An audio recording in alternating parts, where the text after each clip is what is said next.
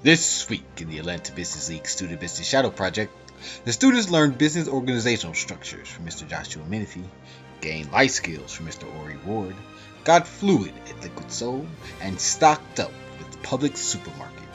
This week's spotlight, Rodney Wilson with the National Center for Civil and Human Rights. You are watching This Weekend, the Atlanta Business League Student Business Shadow Project. Week 4, June 23rd through June 27th. There are three specific types of organizational structures.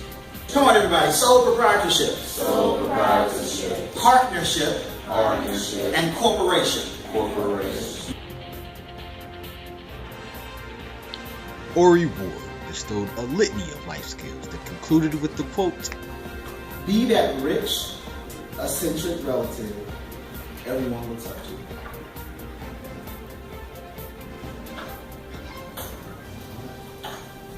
I'm done.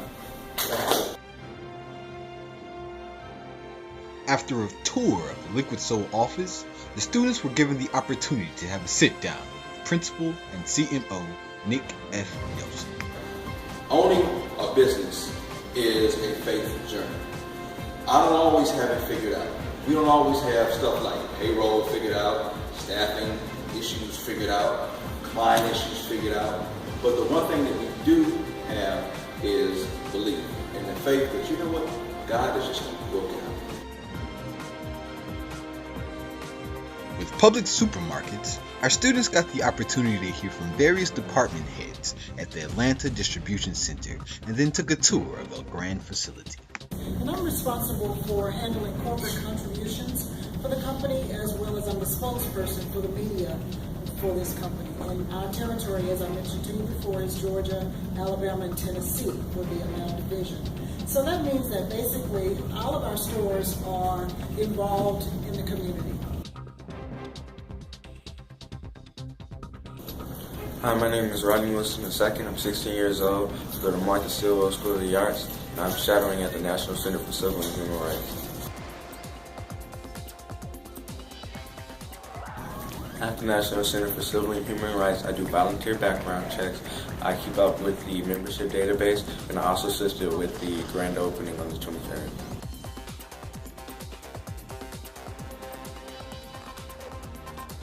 I like shadowing at the National Center for Civil and Human Rights because it gives me a lot of opportunities to learn about a nonprofit organization and how they make revenue and still get their message out, and how it affects other people when they impact them and do things they do.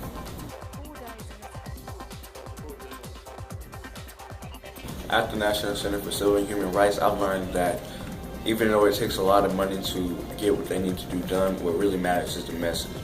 That all of this would not be necessary if the message wasn't key to everything that was required.